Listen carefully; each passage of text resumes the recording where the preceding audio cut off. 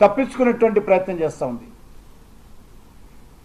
అనేక దశాబ్దాలుగా పరిపాలించినటువంటి కాంగ్రెస్ పార్టీ ఏ రోజైనా బీసీ జనగణన వాళ్ళు ఆలోచించారా? అనేక రాజకీయ పార్టీల నుంచి, అనేక బీసీ సంస్థల నుంచి డిమాండ్ వచ్చినప్పటికీ, పార్లమెంటులో చర్చ జరిగినప్పటికీ ఏ రోజు కూడా కాంగ్రెస్ పార్టీ బీసీ జనగణనకు అంగీకరించలేదు. ఈరోజు ధైర్యం ఉంది కాబట్టే మేము అధికారంలో ఉన్నప్పుడు ఈరోజు బీసీ జనగణన చేయాలని నరేంద్ర మోడీ గారి నేతృత్వంలో ఎన్డీఏ బీజేపీ ప్రభుత్వం నిర్ణయించింది. స్వాతంత్రం వచ్చిన తర్వాత మొదటిసారి మేము నిర్ణయం తీసుకున్నాం. మీలాగా పనికిరాని సర్వేలు చేసి బీసీల పేరుతో ముస్లింలను కలిపి బీసీలకు అన్యాయం చేసే విధంగా మేము సర్వే చేయము. ఏదైతే సర్వే చేస్తున్నామో రాజ్యాంగబద్ధంగా చేస్తామో,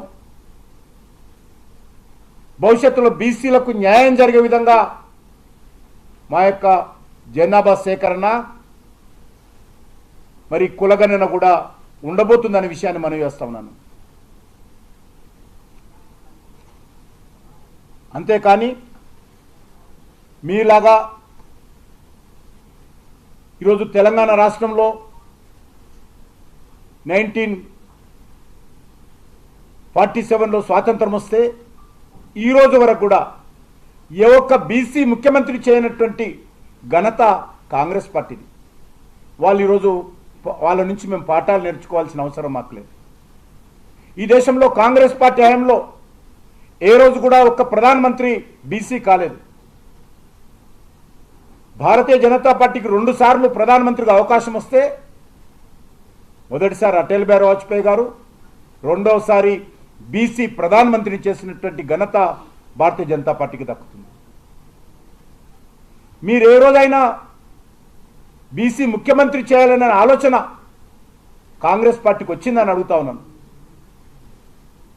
ఈరోజు కేంద్ర మంత్రివర్గంలో కావచ్చు, మేము వచ్చిన తర్వాత బీసీ కమిషన్ను చట్టబద్ధం చేయడం కావచ్చు, లేకపోతే కేంద్ర మంత్రుల్లో అత్యధికమైనటువంటి మంత్రి పదవులు బీసీ వర్గాలకు ఇవ్వడంలో కావచ్చు, పార్లమెంట్ సభ్యులలో అత్యధికమైనటువంటి ఎంపీలు బీసీల నుంచి, ఎస్సీల నుంచి, ఎస్టీల నుంచి గెలవడం కావచ్చు, దేశవ్యాప్తంగా ఎమ్మెల్యేలు బీసీ ఎస్టీ వాళ్ళు ఎక్కువగా ఉండడం కావచ్చు, అన్ని రకాలుగా ఈరోజు భారతీయ జనతా పార్టీ చాలా స్పష్టంగా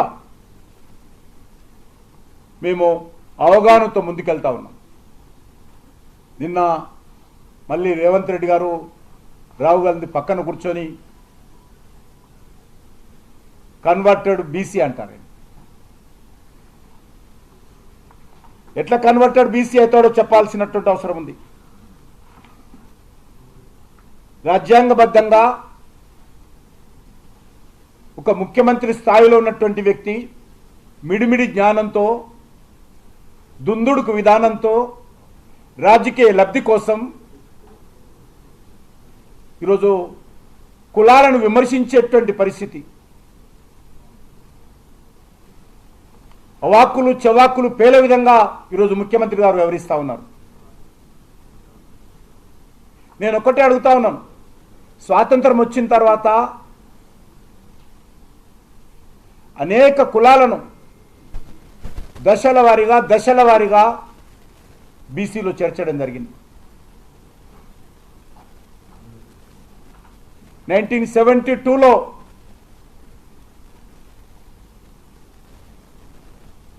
బంజారాలను, అంటే తెలంగాణలో లంబాడీలను ఎస్టీలో చేర్చడం జరిగింది. అంటే ఈరోజు లంబాడీలు కూడా కన్వర్టెడ్ ఎస్టీలా చెప్పాల్సినటువంటి అవసరం ఉంది.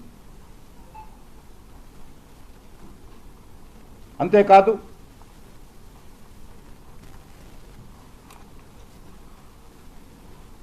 ఏదైతే 1994లో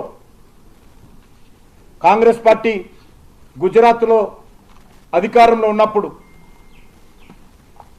మరి ఆ రోజు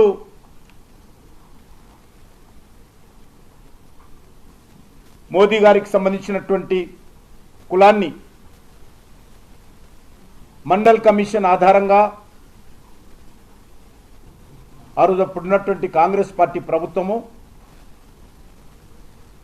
బీసీ జాబితాలో చేర్చడం జరిగింది. కనీసం ఆ రోజు మోడీ గారు ఎమ్మెల్యే కూడా లేడు. ఆ తర్వాత కేంద్ర ప్రభుత్వం, కాంగ్రెస్ పార్టీ ఆధ్వర్యంలోని కేంద్ర ప్రభుత్వమే జాతీయ స్థాయిలో కూడా కులాన్ని బీసీలో చేర్చడం జరిగింది. అదే సమయంలో మన తెలంగాణలో విశ్వ బ్రాహ్మణులతో సహా అనేక కులాలను బీసీ జాబితాలో చేర్చడం జరిగింది. అంటే ఈరోజు విశ్వ బ్రాహ్మణులు కూడా కన్వర్టెడ్ బీసీలు అంటారా రేవంత్ రెడ్డి గారు?